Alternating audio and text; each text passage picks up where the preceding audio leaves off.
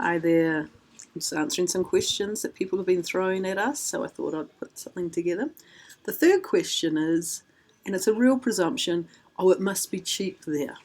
There's this natural thought, well, if it's Africa, it's cheap. Well, cheap is all relative to your income, of course.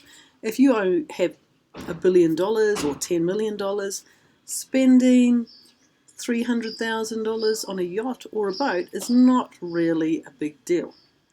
However, if your income is $2 a day, even spending 50 cents on a loaf of bread can be quite expensive. So it's all relative.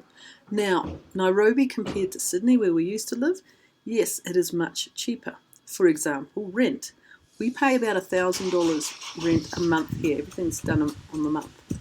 And it's got 3 bedrooms, 3 bathrooms. We've got 24-hour security. Not quite sure how good they are.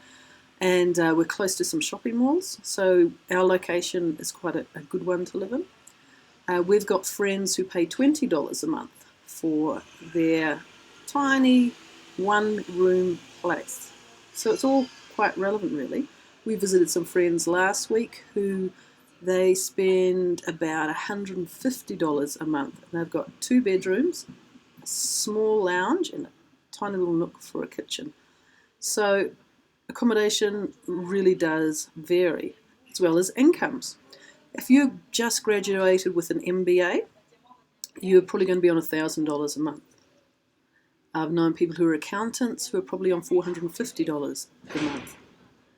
And then when you think, oh, well, everyone gets low incomes, trust me, there are plenty of Mercedes, BMWs, Prados, Range Rovers around. You see them a lot, and it's the locals who are driving them.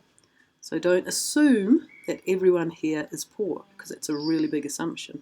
There is a lot of money here. There's a lot of poverty as well. There's great wealth and great poverty, and not a lot in between. And another thing that happens here is that if I helped you through school, you would be obliged to help my children through school. Like this pay it forward type of thing.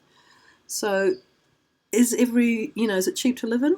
Well, yes, in the aspect that you can buy an avocado for 40 cents, a banana for 10 cents. The meat is on par as what we would pay in Australia. Vehicles hold their price, but they're fairly expensive compared to, say, Australia.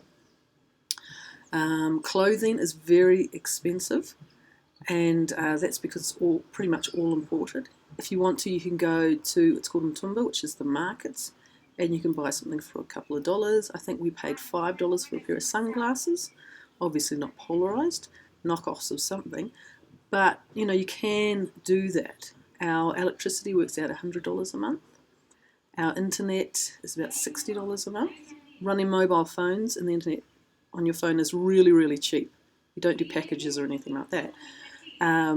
We would probably spend $20 a month for 2 of us on mobile phones, and that includes internet. So that's pretty cool. So those things are really, really cheap. But then you've got the other expenses. So you've got to do solar panels just for backups of phones and computers and things like that. That can be $500. Buying a barbecue is another $400. That's for a real plain one. You probably pay like $100 back in Aussie for. Shoes are pretty good in price, but it's not cheap as what people think. Eating out is cheaper than in Australia, New Zealand, or probably just as cheap as America. Very, very cheap because labour is cheap. So is it super cheap? We're probably on about $1,500 a month income. We need to double that to be able to more than survive.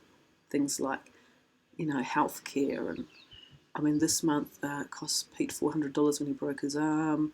I'm probably spending $1,000 getting my tooth repaired, things like that. So when you're not able to earn income like us, and you're reliant on friends and family and donors, then it becomes expensive. And what you do is you do a double take. Go, okay, is that $2.80 worth buying that coffee? Well, of course, for Pete it would be. For me, I say make it at home. But then you go, is it worth going to spend $30 to go to it for all of us to go to a national park and see amazing wildlife? Yeah, we can do that every few months. So it all just depends on what your priorities are. So we don't spend a lot on entertainment, clothes, or anything like that. We want to be able to put it into the lives of the people that we work with. So is it cheap? No. Is it cheaper than living in Australia? If you're living in Sydney, most definitely. Thanks, guys. Bye.